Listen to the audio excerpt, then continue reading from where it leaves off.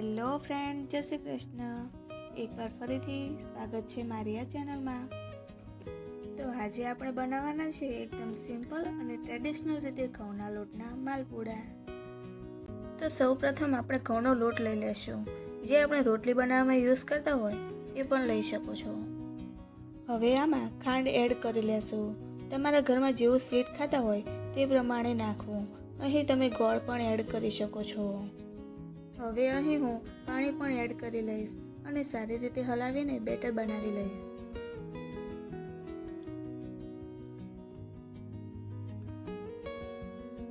હવે આ બેટરને હું 15 મિનિટ જેવું રેસ્ટ કરવા મૂકી દઈશ. અહીં 15 મિનિટ જેવું થઈ ગયું છે અને તમે જોઈ શકો છો કે આપણું બેટર સારી રીતે તૈયાર થઈ ગયું છે. તમે અહીં મરી કે મરી પાવડર અને વરિયાળી પણ એડ કરી શકો છો. અહીં મેં પ્લેન જ રાખ્યું છે. હવે અહીં હું રોટલી બનાવવાની લોઢીથી જ માલપુડા ઉતારીશ. હવે લોઢીમાં તેલ ફેલાવી લઈશ અને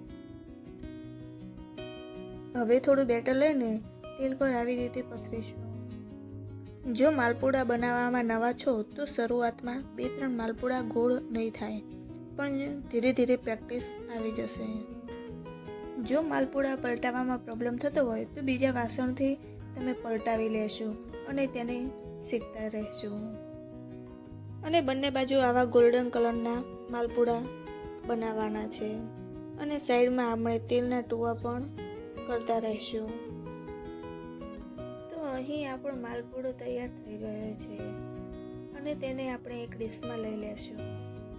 તે સેમ જ રીતે આપણે બધા માલપુડા અહીંયા તૈયાર કરી લેશું.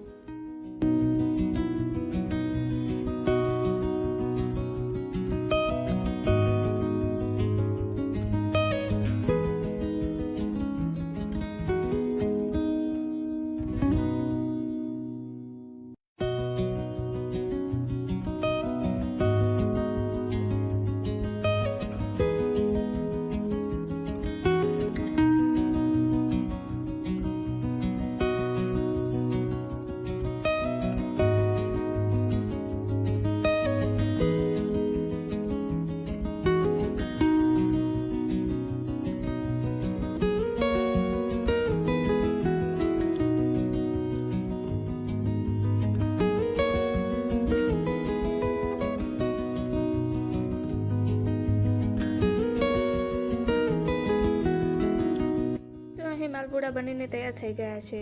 તો વિડીયો સારો લાગ્યો હોય તો લાઈક, શેર, કોમેન્ટ અને ચેનલને સબસ્ક્રાઈબ કરવાનું ભૂલતા નહીં. ખુશ રહેજો અને ખુશ રહેવા દેજો. તો મળીએ નવી રેસીપી સાથે. ત્યાં સુધી